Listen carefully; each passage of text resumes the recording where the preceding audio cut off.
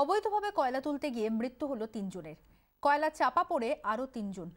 ঘটনা আসানসোলের ইসিএল এর ভানোরা খোলামুখ খনিতে। অভিযোগ, খোলামুখ হওয়ার জন্য রাতের অন্ধকারে অবৈধ এবং অবৈজ্ঞানিকভাবে কাটা হয় কয়লা এবং সেই কয়লা পাচার হয়ে যায়। অভিযোগ, গ্রামের গরিব মানুষদের এই কাজে লাগায় স্থানীয় কয়লা মাফিয়ারা। সেই কয়লা তুলতে গিয়ে দুর্ঘটনা। আটকে পড়া ৩ জনকে উদ্ধারের চেষ্টা চলছে।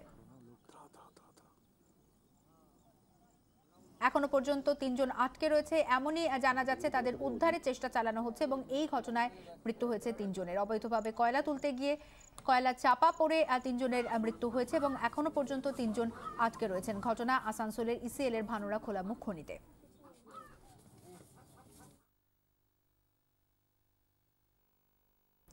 চোখ রাখবো পরের খবরে। নারদ মামলায় আজ ফের তৃণমূল বিধায়ক ইকবাল আহমেদকে জিজ্ঞাসাবাদ করবে সিবিআই। গতকাল দিনভর তাকে ম্যারাথন জিজ্ঞাসাবাদ করা হয়। কেন্দ্রীয় গোয়েন্দা সংস্থা সূত্রে খবর, জেরা স্টিং অপারেশনে সম্পর্কে গুরুত্বপূর্ণ তথ্য মিলেছে এবং নারদ ভিডিওয়ে যে 12 জনকে টাকা নিতে দেখা যায় তারা ছাড়া আর কারা ম্যাথিউ স্যামুয়েলের থেকে টাকা নেন, স্টিং কাণ্ডের অসম্পাদিত ফুটেজ দেখিয়ে এই কথা ইকবালের কাছে জানতে চায় সিবিআই। প্রশ্ন করা হয়, নারদ কর্তা ম্যাথিউ স্যামুয়েলের কাছ থেকে কেন তিনি টাকা নিয়েছিলেন, ম্যাথিউকে কোন কোন নেতার কাছে তিনি নিয়ে যান। সিবিআই এর ডিআইজি অভয় সিং তাকে প্রশ্ন করেন। সন্ধে পর্যন্ত চলে এই প্রশ্নোত্তর পর্ব।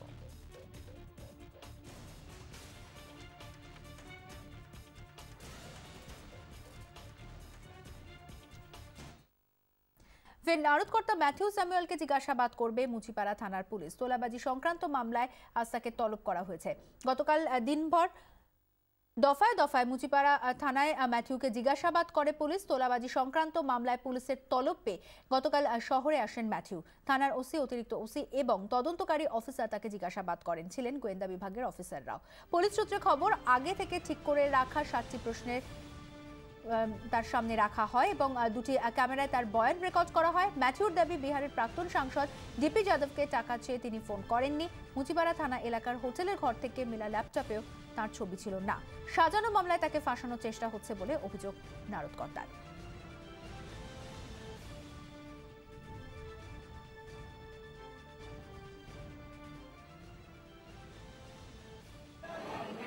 But of course, still I believe this is a planned story.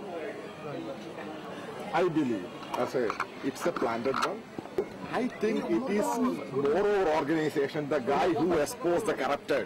They planned it. যে খবর এই মুহূর্তে পাওয়া যাচ্ছে হাওড়ার জয়পুর থানার ভাটোরায়, সেখানে গোষ্ঠী সংঘর্ষের জের এবং গুলি করে কুপিয়ে খুন করা হয়েছে তৃণমূল কংগ্রেস নেতা সহ 2 জনকে। আমাদের সঙ্গে এই মুহূর্তে টেলিফোনে রয়েছেন আমাদের প্রতিনিধি বিক্রম। ঠিক কি খবর রয়েছে এই বিষয়ে?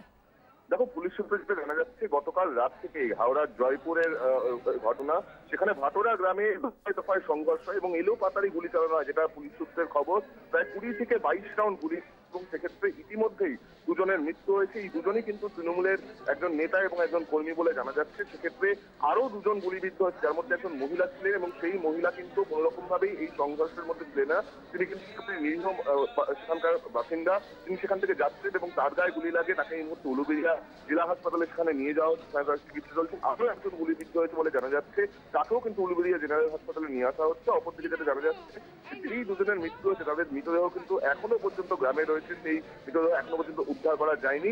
যেটা পুলিশ সূত্রের খবর, যে এক্ষেত্রে কিন্তু পুলিশের যেটা সন্দেহ বা যেটা অভিযোগের তীর, বিলু এবং বালা ওই এলাকারই 2 দুষ্কৃতী, যারা রাজনৈতিক মদতে রয়েছে, অর্থাৎ যারা বিরোধী রাজনীতির সঙ্গে যুক্ত বলে এখনো পর্যন্ত পুলিশ সূত্রের খবর, এবং তারাই কিন্তু এই ঘটনা ঘটিয়েছে বলে প্রাথমিক অনুমান। পুলিশ এই বিলু এবং বালার খোঁজে ইতিমধ্যে তল্লাশি অভিযান শুরু করেছে, কিন্তু গতকাল রাত্রিবেলা এই অ্যাকশন হওয়ার পর তারা কিন্তু এখন এই মুহূর্তে পলাতক, তাদের খোঁজে তল্লাশি চলছে এবং এই মুহূর্তে কিন্তু গোটা গ্রাম কার্যত সন্ত্রস্ত। যেভাবে গুলি চালনার ঘটনা ঘটেছে, প্রায় 20 থেকে 22 রাউন্ড যেভাবে এলোপাতারি গুলি চলেছে এবং যেখানে নিরীহ মানুষ পর্যন্ত গুলিবিদ্ধ হয়েছে, যেখানে একজন মহিলা গুলিবিদ্ধ হয়েছে, একই সঙ্গে 2 জন তৃণমূলের নেতা কর্মী খুন হয়ে গেছে, সেই নিয়ে কিন্তু এখনো এলাকায় ব্যাপক উত্তেজনা রয়েছে এবং সেক্ষেত্রে বিশাল পুলিশ বাহিনী মোতায়েন করা হয়েছে হাওড়া রুরাল পুলিশ থেকে, যাতে কোনো রকম ভাবে পরবর্তী সংঘর্ষ না ঘটে। অপরদিকে যারা অভিযুক্ত তাদের খোঁজে ইতিমধ্যেই পুলিশ তল্লাশি অভিযান চালাচ্ছে।